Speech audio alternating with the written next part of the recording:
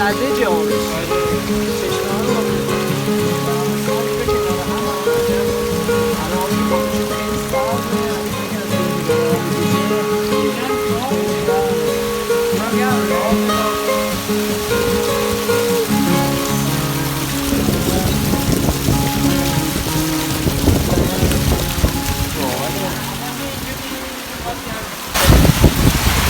راستی جریان‌های آب سرد و گرم رو اینجا می‌تونی کاملا احساس کنی. عجیب غریبه، واقعا عجیب غریبه. یه توضیح راجع به جریان‌های آب سرد و گرم برامون بده. ببین جریان‌های آب سرد و گرم من خیلی دوست دارم یه پلیت بذارم برعکسشون. ولی میگن این ایده کارساز نیست. حالا میگم باز باید برم راجعش سرچ کنم. مخاطبان متوجه نشدن منظور شما از پلت و تغییر جریان چیه. یکم بیشتر آب و هوای کره زمین رو این جریان‌های آب سرد و گرم تعیین. حالا اگر ما اینا رو برعکس کنیم ایران آب و هواش خوب میشه.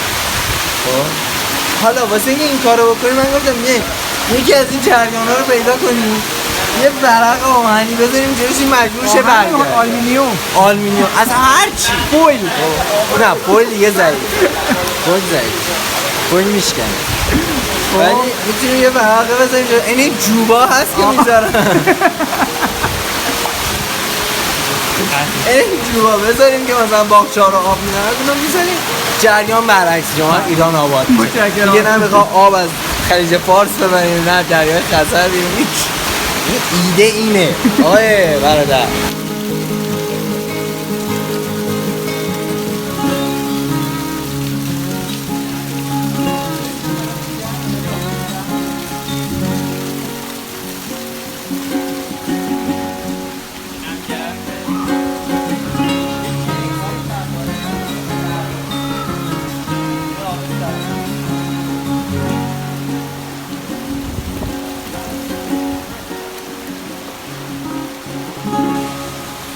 مثلا طرز آبشار داریم، نظرت چیه؟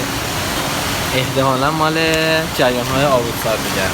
حالا جریان‌ها رو باعث شده که اینجا آبشار تشکیل شه. آره دیگه، یه نفر یه پلت گذاشته یه جایی اینجا زده بیرون. بچه‌ها برای اکتشاف غارهای کشف نشده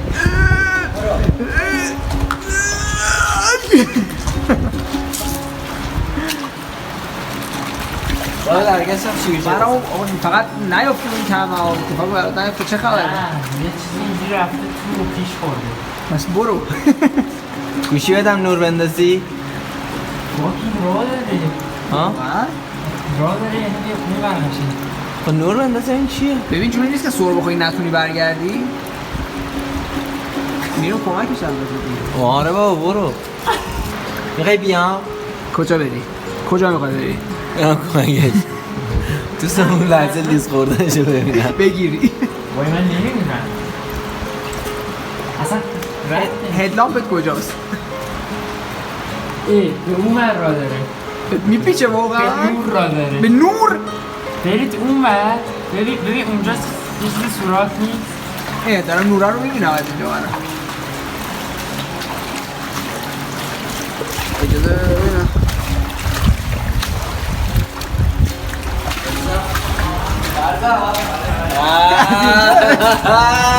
بذار من از این بیام بگیرم. نه نمیرسی اینجا تنگه. بذار حالا بیام بگیرم تا کجا میتونم بیام. خیلی تنگه فرزاد. نه خیلی تنگه اینجا. نظریه‌های متفاوتی بچه‌ها دارن راجع به طاق عباسی. یه سری لوله ها، یه سری سوراخ‌هایی روی دیواره که اینا رو کاربردش چی بوده؟ آب رد شده.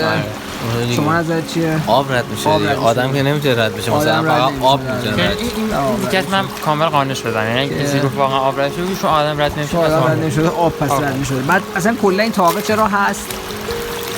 عباسی می‌خواسته بگم خیلی من خفنم اینجا طاق زدم. چشم آب گرمه. واقعا آبشاره؟ آره.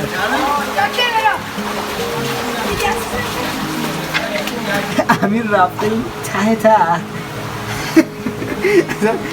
معلوم نیست ته چیه. قشنگ هدلامپ یا نور میخواد. خیس شدی خودت؟ چی؟ خودت خیس شدی؟ یه لحظه بایستا یه فکری به ذهنم رسید. گیر نکنی.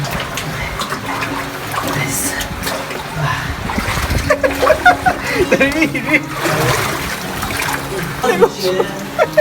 حالت موسچه واقعا عمیق میشه، یعنی تا عمیق که مثلا تا بالای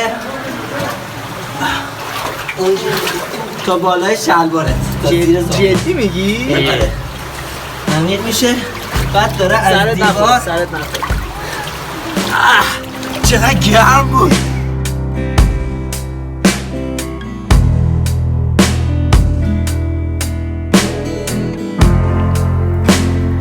خب سفرنامه به سوی کلوت اینجا به پایان خودش میرسه. بعد از 5 قسمت به نقطه پایان این سفر رسیدیم و این تصویر دقیقاً تصویر غروبیه که ما از چشمه مرتضی علی برمیگشتیم و صبح بعدش راهی تهران شدیم. خیلی خوشحالیم که تونستیم میزبان نگاه شما باشیم توی این سفری که از تهران شروع شد، به یزد رفتیم، فهادان زیبا رو دیدیم، از یزد راهی کرمان شدیم و شهداد زیبا رو دیدیم، از اونجا به عمق کویر لوت رفتیم و کلوت‌های شهداد رو دیدیم و بعد از اون راهی اصفهک و طبس شدیم و شگفتی‌های طبس رو دیدیم و باعث افتخارمونه که تونستیم برای لحظاتی چند شما رو با خودمون همراه کنیم توی سفرمون به عمق بیابان‌های مرکزی ایران. میدونیم که قطعاً این سفرنامه کم و کاستی هایی داشت، به بزرگی خودتون ببخشید، اولین تجربه ما بود، همه تلاشمون رو میکنیم که از این به بعد بهتر بشه. البته اولین باری نبود که سفر میرفتیم، بلکه اولین باری بود که در طی سفرمون سفرنامه تصویری ضبط میکردیم. باز هم خیلی خوشحالیم که اون رو با شما به اشتراک گذاشتیم.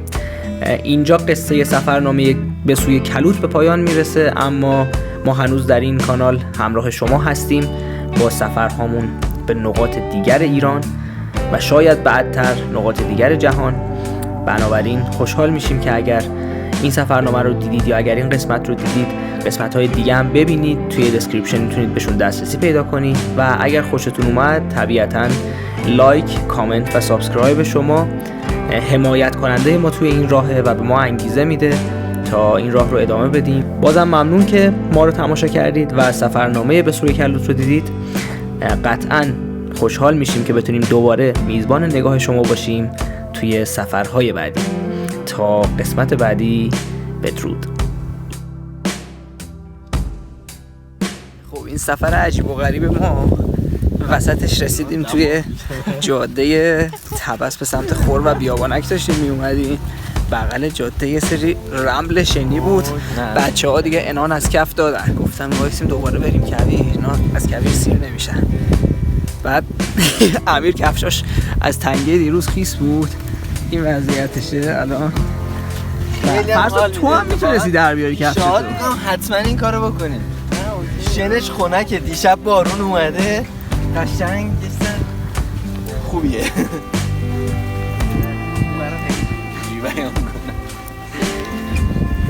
آره خلاصه که دوباره اومدیم کویر و رمل و زیبایی همیشگی کویر. این کامیون واسه فیلماش داره ما رو باریکلا این بگیرم. بگیر خب.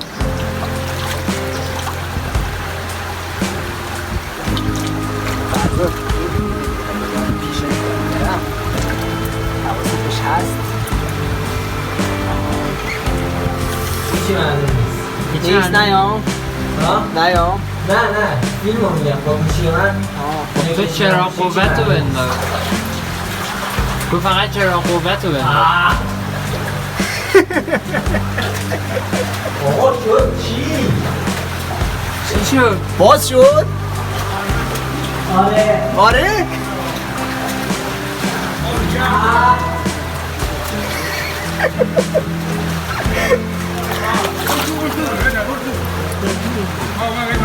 کسی تو؟ بله.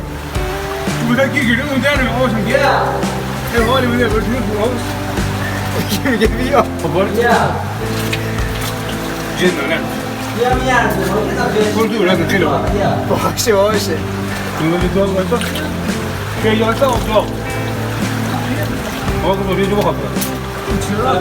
بله